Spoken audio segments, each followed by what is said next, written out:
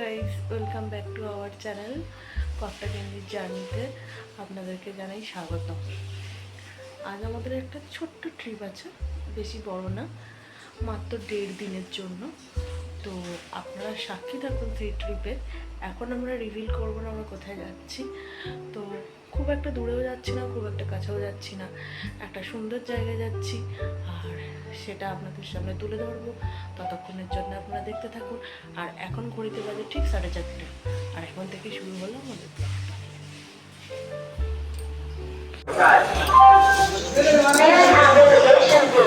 Train number 1256 Asansol Digha Express will depart on its scheduled time on 5 hours 40 minutes from platform number 1.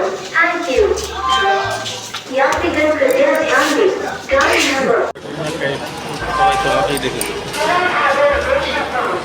ট্রেনের announcement শুনে বুঝেই গেছেন আমরা কোথায় যাচ্ছি।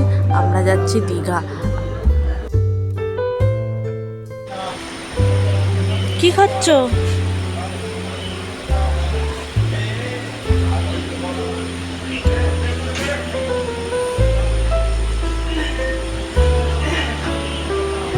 কি খাচ্ছ?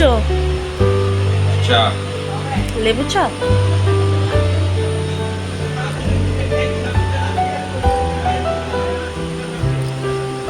জানেন তো, একটা আপনাদেরকে মজার কথা বলি। আমরা কেন হঠাৎ করে দীঘা যাচ্ছি? দীঘা যাওয়ার কারণ হচ্ছে, দিনটা ছিল 8 জুলাই আর ওই দিনটা ছিল আমাদের অ্যানিভার্সারি, আমাদের সেকেন্ড অ্যানিভার্সারি। তাই কত্তাকিন্নি ভাবলাম নিজেরা একটু নিজেদের মতো করে কাটাবো, তাই জন্যই চলে গেলাম দীঘায়। আমরা গেছিলাম এই 7 তারিখে, আর তারপরে এই রাত্রেবেলা সমুদ্রের পাড়ে 12টার সময় কেক কাটা। জানেন তখনও কত লোক, খুব মজা করেছি আমরা দুজনে। এই পুরো ব্লগটাতেই আমি সব দেখিয়েছি, আপনারা দেখতে থাকবেন, খুব মজা পাবেন। বেশি দিনের জন্য নয় জানেন, মাত্র 1.5 দিনের জন্য, তাতেই বা আনন্দ কি কম বলুন। আর বেশি দিনের জন্য কী করেই বা যাবো বলুন। আমার আর আমার কর্তামশাইয়ের, আমার অফিস আছে, কর্তামশাইয়ের কোর্ট আছে, তাই জন্য ওই 1.5 দিনের জন্যই প্ল্যানটা করেছিলাম। আর আমাদের কপালটা এতটাই ভালো ছিল যে আমাদের অ্যানিভার্সারিটা কিন্তু স্যাটারডে সানডে পড়েছিল, আর আমার কর্তামশাইয়ের ছুটির দিন। যাই হোক, কথা বলতে বলতে দেখুন দীঘা কিন্তু পৌঁছে গেছি। চলুন এবার ধরা যাক একটা টোটো, আর সোজা চলে যাওয়া যাক আমাদের হোটেলে। জানেন তো, ওদের হোটেলটা কিন্তু আগে থেকে অনলাইনে বুক করা আছে। আর সব থেকে একটা মজার কথা জানেন, আমরা যে এত জায়গায় ঘুরতে গেছি, কোনোদিনও আমি এই জিনিসটা পাইনি, আমাদের এই হোটেলের মধ্যে একটা সুইমিং পুলও আছে। চলুন আপনাদেরকে হোটেলে গিয়ে একটু ফ্রেশ হয়ে আমরা একটু সুইমিং পুলে নাচানাচি করবো, আপনাদেরকে দেখাবো। তো আপনারা সঙ্গে থাকুন আমাদের। আপনাদের সাথে গল্প করতে করতে আমরা দুজনে টোটোতে উঠে পড়েছি। আমাদের এই ব্লগটা না একটু বড় হবে, আপনারা একটু ধৈর্য ধরে দেখবেন, খুব মজা পাবেন, কারণ আমরা পুরোটাই না একটা ব্লগেই দেখিয়েছি। একটা 1.5 দিনের ট্রিপ, তার যদি 5টা পার্ট আসে, তাহলে কি আপনাদের দেখতে ভালো লাগবে না আমারই এডিট করতে ভালো লাগবে? সেই জন্য পুরোটাই একবারে করে নিয়েছি, ভালো লাগবে আপনাদের। যাই হোক, এই যে কথা বলতে বলতে আমরা আমাদের হোটেলের দিকে পৌঁছে গেছি। আর আপনাদেরকে তো আগেই বলেছিলাম আমাদের তো অনলাইনে হোটেলটা বুক করাই আছে, তাই কোনো চিন্তা নেই। টোটোওয়ালাকে বলতেই সে পৌঁছে দিল। এই যে সেই হোটেল মনীষ প্যালেস। খুব সুন্দর হোটেলটা, আমি আপনাদেরকে মোস্টলি রেকমেন্ড করছি। যদি কখনো যান না, নিশ্চয়ই এখানে যাবেন। এদের স্টাফদের বিহেভিয়ার আর খুবই ভালো। আমাদের 1 নাইট এখানে স্টে করেছিলাম, আমাদের পড়েছিল 2000 টাকা। তো তার মধ্যে সুইমিং পুল ছিল, পাশেই ওদের রেস্টুরেন্ট ছিল, খুব সুন্দর। এই ভিডিওটার মধ্যেই আমরা হোম ট্যুর দিয়েছি, রুমের সাইজ, তারপর রুমগুলো কীরকম, ওয়াশরুম, সব কিছু দিয়েছি। খুব ভালো, খুব ভালো। তো কর্তামশাই তো ওখানে সব কিছু করলো, তারপরে আমরা একটু ফ্রেশ হয়ে নিলাম। তারপরে আমরা এইবার যাচ্ছি সুইমিং পুলের দিকে। আমি না এখানে মিউট করে দিতে হয়েছে, গান বাজছিল তো, গান বাজলে তো আবার কপিরাইট হয়ে যাবে, সেই জন্য মিউট করে দিয়েছি। কি সুন্দর সুন্দর গান লাগাচ্ছিল জানেন, মনে হবে জলের মধ্যেই নাচতে শুরু করে দিই। তবে এই সুইমিং পুলে একটা প্রবলেম আছে, আমি তো বেশি হাইটে লম্বা নয়, আমি হাইটে খাটো, সেই জন্যে আমার না পুরো মাথার ওপরে জল ছিল, আমি না একটুও নামতে পারিনি, আমি খুব ভয় পাচ্ছিলাম। কর্তামশাই বিশাল নেমেছে, বিশাল আনন্দ করেছে। তবে আমি ওই যে পাশে ওই যে দূরে দেখা যাচ্ছে একটা ছোট বেবি পুল, আমি ওখানেই স্নান করেছি। দেখুন, বেবিরা তো বেবি পুলেই স্নান করবে বলুন, আমার কি ভয় লাগছিল না? প্রচণ্ড ভয় লাগছিল। কর্তামশাই অনেক চেষ্টা করছিল, কিন্তু কিছুতেই আমার তলা অবধি পা যাচ্ছিল না, সমানেই আমার মাথাটা ডুবে যাচ্ছিল। সেই জন্যই আমার খুব মন খারাপ লাগছিল, তাই আমি বেবি পুলে স্নান করেছি, কিন্তু বিশাল এনজয় হয়েছে। আমি তো খুব একটা ব্লগ দিই না, মাঝে মধ্যে দিই। তো যারা আমার ব্লগ নিয়মিত দেখেন তারা তো জানেন আমার কর্তামশাই রীতিমতন জল পাগলা। এই যে নেমে গেছে, জানেন তার জন্য কিন্তু ওর স্কিন ডিজিজও হয়ে গেছে। আমরা চলে এসেছি সুইমিং পুলে নাচানাচি করার পর রেস্টুরেন্টে খেতে। এই যে আমার কর্তামশাই বসে আছে। রেস্টুরেন্টের অ্যাম্বিয়েন্সটাও খুব সুন্দর।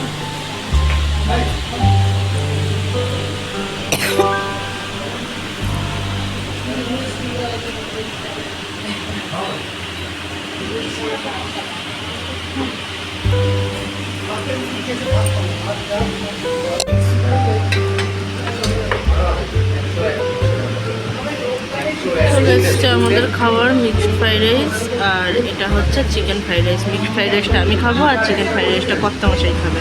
আর এখানে চিকেন কষা। চুটিয়ে খাওয়া দাওয়া করে লম্বা একটা ঘুম দিয়ে কর্তাগিন্নি এখন বেরিয়ে পড়েছি বিচের উদ্দেশ্যে। আর হ্যাঁ, বিচটা কিন্তু আমাদের হোটেল থেকে 5 মিনিটের হাঁটা পথ। দুধারে ঝাউবন আর মাঝখান দিয়ে আমরা হেঁটে চলেছি দুজন মিলে। খুব সুন্দর ভিউ। আর এই যে অনেক অপেক্ষার পর পৌঁছে গেলাম শেষ পর্যন্ত সেই অপরিসীম সমুদ্রের সামনে, যেখানে দাঁড়ালেই মনটা ভালো হয়ে যায়। খুব সুন্দর। আর ওই পাথর পেরিয়ে আসতে হবে, কারণ দীঘার সমুদ্র তো খুব একটা ভালো সমুদ্র না, ভীষণ উত্তাল সমুদ্র। তো পাথর দিয়ে ওরা গার্ড করে রেখেছে। আর এই যে আমাকে দেখুন কীরকম আমি হন্তদন্ত হয়ে হেঁটে একেবারে যেন মনে হচ্ছে সমুদ্রের মাঝখানে চলে যাব। আমার যেন আর তর্স হয়েছে না যে কখন আমি আর কি নামবো, কখন পাটা ভেজাবো, এটাই আমার ধারণা। এই মুহূর্তে আমরা কর্তাগিন্নি বুক করলাম একটা স্পিড বোটে রাইড। আমাদের পার হেড পড়লো 150 টাকা করে। টোটাল মনে হয় 8 জন, মানে একটা বোটে 8 জন উঠতে পারে স্পিড বোটে। দেখা যাক কীরকম এক্সপিরিয়েন্স হয়। টোটাল আমাদের পার হেড 150 টাকা করে পড়লো, দুজনের টোটাল 300 টাকা। এবার দেখা যাক অভিজ্ঞতা কেমন হয়। অভিজ্ঞতা যদি ভালো হয় তাহলে পয়সা ওষুধ, নাহলে পয়সা কেন। আজ আমাদের দ্বিতীয় অ্যানিভার্সারি, সেকেন্ড ম্যারেজ অ্যানিভার্সারি। আমার খুব শখ ছিল যে আমরা সমুদ্রের পাড়ে বসে কেক কাটবো দুজনে। এই যে আমার কর্তামশাই, আর এই যে উত্তাল সমুদ্র।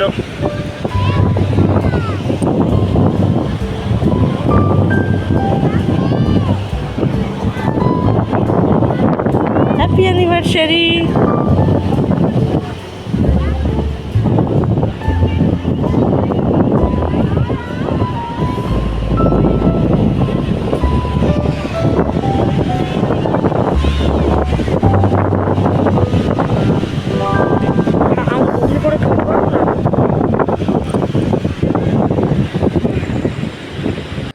কি সুন্দর একটা দিন কাটালাম জানেন। কে বলবে এত রাত হয়ে গেছে, কত লোকজন, আর কি সুন্দর লাগছে, আবার ভয়ও লাগছে। ওই যে বলছিলাম দীঘার সমুদ্র কিন্তু খুব উত্তাল সমুদ্র, খুব একটা কিন্তু ভালো সমুদ্র না। কখন জোয়ার কখন ভাটা কেউ কিন্তু বুঝতে পারে না। যদি ওই পাথর দিয়ে গার্ড করা না থাকে না, পুরো একদম রাস্তা পুরো জলে ভাসিয়ে দেবে।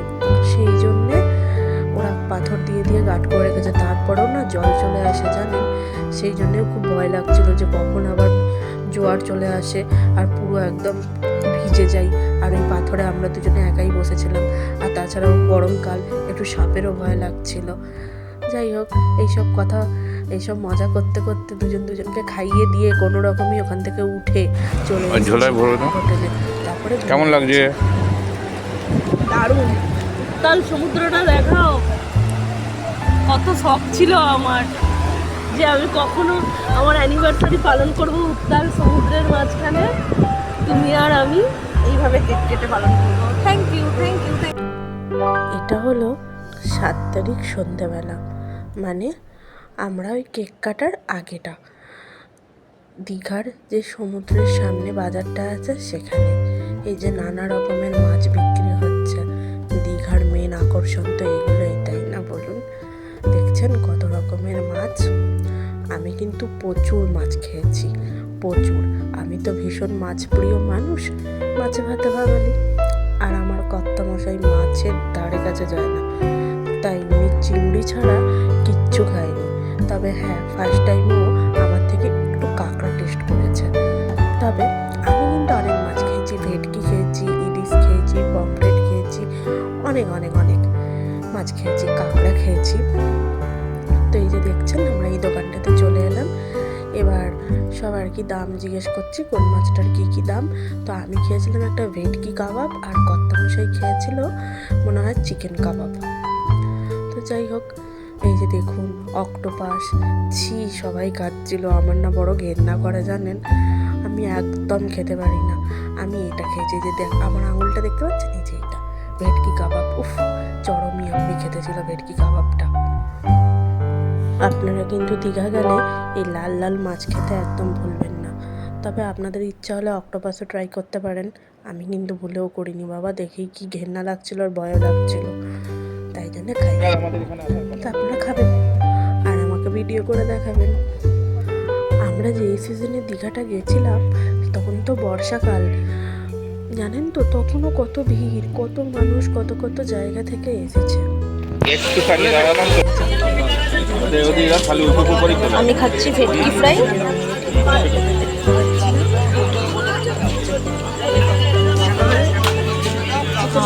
কর্তামশাই খাচ্ছে চিকেন ফ্রাই। তারপরে এইসব খেয়ে দিয়ে ওই কেকটা কাটতে যাওয়ার ঠিক আগের মুহূর্তে আমরা ডিনার করতে এলাম।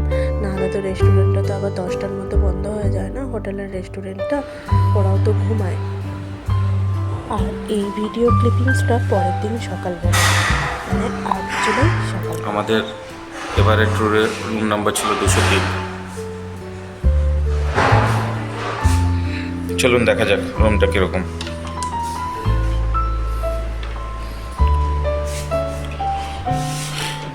ঢুকতে একটা ডাস্টবিন আছে, আর এটা ওয়াশরুম। ওয়াশরুমটা যথেষ্ট বড়, আমার নিজের বাড়ির ওয়াশরুম এত বড় না। এখানে একটা মিরর, ওয়াশ বেসিন, এই হচ্ছে ওভারঅল ভিউ। একটা গিজার আছে, এটা হচ্ছে আমাদের ওভারঅল ভিউ ওয়াশ রুমের। ওয়াশরুমের পর আমরা যাচ্ছি রুমের ভেতরে। এটা হচ্ছে একটা কিং সাইজ বেড, দুজন আরামসে শুতে পারবে। একটা রিসেপশনের সঙ্গে যোগাযোগ করার জন্য একটা ফোন, এখানে একটা মিরর, ওইখানেও একটা মিরর, সামনে এসি, টিভি, এখানে একটা ওয়ার্ড্রোব, এটা ড্রেসিং টেবিল, উপরে একটা সিলিং ফ্যান। এসি থাকা সত্ত্বেও উপরে একটা সিলিং ফ্যান দেওয়া হয়েছে। আর এখান থেকে একটা উইন্ডো, যেখান থেকে আপনি বাইরের ভিউ দেখতে পারবেন। কার্টেন বড়, ওই দেখুন আমাদের গিন্নি আছে। আর এই জায়গাটা হচ্ছে একটা ছোট্ট ব্যালকনির মতো, বড় বড় কার্টেন আছে। কার্টেনটা সরালেই আপনি পৌঁছে যাবেন এই ছোট্ট ব্যালকনিতে। এই ছোট্ট ব্যালকনি থেকে আপনি বাইরের ভিউ নিতে পারেন। তো এই ছিল আমাদের ওভারঅল রুম ট্যুর। এখন আমরা যাচ্ছি আর ইয়েতে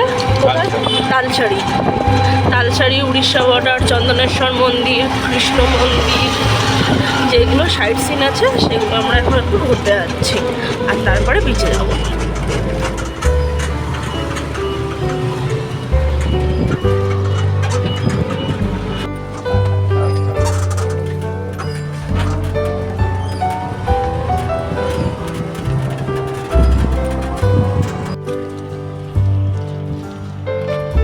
চলে যাচ্ছি এখন রাধা গোবিন্দের মন্দিরের ভিতরে।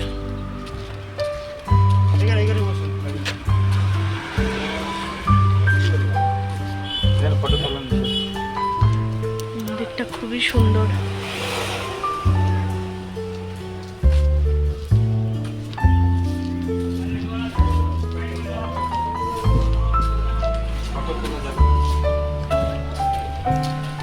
কেউ বারণ করলে বন্ধ করে দেবো। দেখুন মন্দিরটা দারুণ।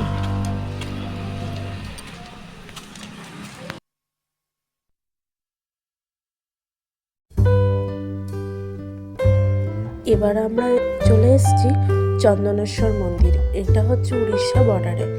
তো বাবা চন্দনেশ্বর নাকি খুব জাগ্রত। আমার মাসির বাড়ি তো তমলুকে, তো ওদের ওখানে না হয় বাবা চন্দনেশ্বরের মাথায় শ্রাবণ মাসে জল ঢালার বিশাল ক্রেজ। দেখুন না, আমরা যেদিনকে গেছি সেই দিনকেই কত ভিড়, ভীষণ ভিড়। সেই ভিড় ঠেলে আমরা মন্দিরের ভেতরে ঢুকেছিলাম, কিন্তু মন্দিরের ভেতরে তো ক্যামেরা অ্যালাউ নেই, তাই জন্য আপনাদেরকে বাইরে থেকেই দেখালাম। মন্দিরটা কিন্তু খুবই সুন্দর।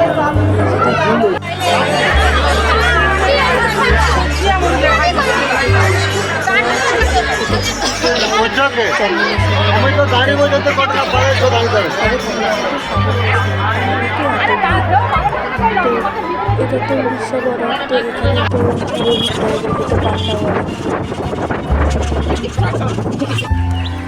ঘড়িতে এখন 10:30। আমরা পৌঁছে গেছি তালসারি ব্রিজে, আমাদের চোখের সামনে। লাল লাল কাঁকড়া। আমরা টোটো দাদার সঙ্গে কথা হচ্ছিল, তো বলছিল এখন একটু গরম আছে, রোদটা আছে, তো আজকে এখন দেখা যাবে কি না আনসার্টেন, কিন্তু শীতকালে আসলে নাকি একদম 100% শিওর শট লাল কাঁকড়া দেখা যায়। চলুন দেখা যাক লাল কাঁকড়ার দর্শন পাওয়া যায় কিনা। এখন আমরা আছি তালসারিতে।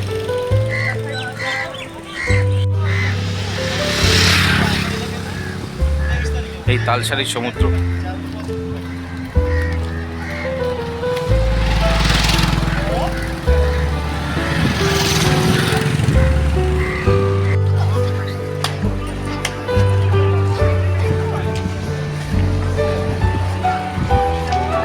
আমরা এখন ঢুকছি কর্তাগিন্নি দুজনে মিলে তালসারির বিচে।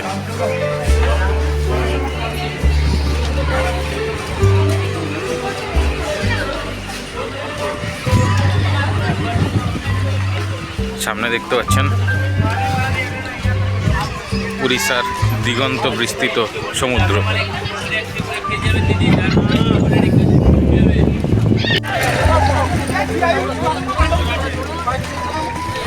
আমরা এই মুহূর্তে কর্তাগিন্নি বসেছি বোটের মধ্যে তালসারি সমুদ্র ভ্রমণ। কেমন লাগবে? গিন্নির ভয় লাগছে, এদিকে ইচ্ছাও আছে। বাংলায় একটা শব্দ আছে, আর সেটা বললাম না, সেটাই। আবার ভয়ও আছে প্রাণে। একটু এনজয় করতে গেলে একটু রিস্ক তো নিতে হবে, এটা গিন্নিকে বোঝানো খুব মুশকিল। And fun journey begins.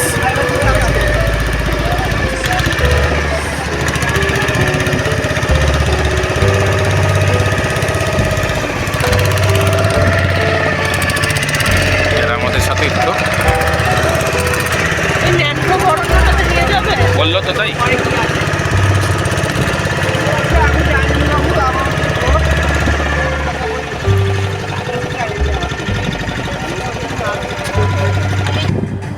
না, তালসারিতে গিয়ে আমরা লাল কাঁকড়ার দেখা পেলাম না, এটা ঠিক, কিন্তু লাল কাঁকড়া না দেখতে পাওয়ার দুঃখটা আমি ভুলে গেছিলাম যখন আমি নৌকা করেই সমুদ্রের মধ্যে ভ্রমণ করছিলাম। কিন্তু আমার খুব ভয়ও লাগছিল জানেন। তবে এখানে সমুদ্রের ঢেউটা কিছুটা কম, কারণ এটা মোহনা এরিয়া, এখানে সমুদ্র আর নদীর মিলন হয়েছে, সেই জন্যে এখানে ঢেউয়ের ভাগটা একটু কম, মানে উচ্চতাটা একটু কম, হালকা হালকা ঢেউ চলছে। আগের দিন আমি খুব ভয় পেয়েছিলাম জানেন, ওই নিউ দীঘাতে আমি আর আমার কর্তামশাই স্পিড বোট রাইডটা নিয়েছিলাম না, সাংঘাতিক বড় বড় ঢেউয়ের মাঝখান দিয়ে আমাদের স্পিড বোটটা যাচ্ছিল। এত ভয় পেয়েছিলাম আপনাদেরকে আমি বলে বোঝাতে পারবো না। আমি রীতিমতন কিছু দূর মানে যাওয়ার পর ওই দাদাকে বলছিলাম, যে দাদা আর কি ড্রাইভ করছিলেন, তাকে আমি বলছিলাম যে আপনি এবার ব্যাক করিয়ে নিয়ে চলুন। ভাবতে পারেন পাড় থেকে 7 কিলোমিটার ভেতরে নিয়ে যাচ্ছে ওই স্পিড বোটটা। কী ভয়ঙ্কর এক্সপিরিয়েন্স, আমার একদম ভালো লাগছিলো না।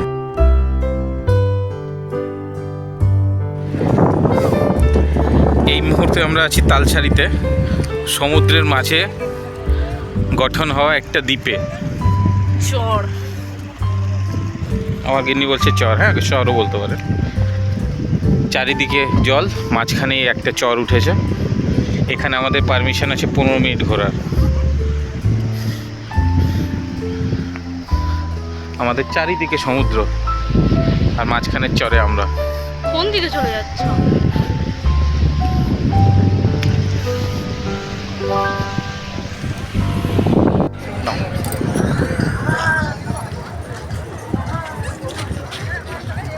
আমরা আস্তে আস্তে এগিয়ে যাচ্ছি উদয়পুর বিচের দিকে।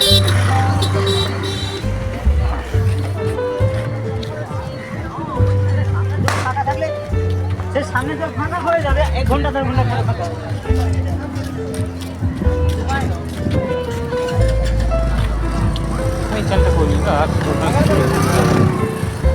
বন্ধ করে দাও, এটা বন্ধ করে দাও।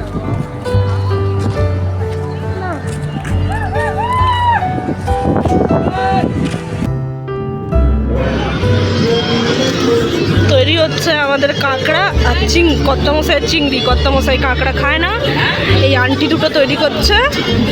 আর এই যে দেখে নিন,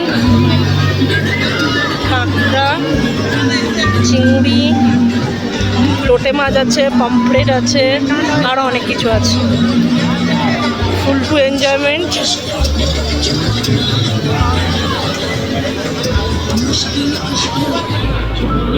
ও গিন্নি কি করছেন?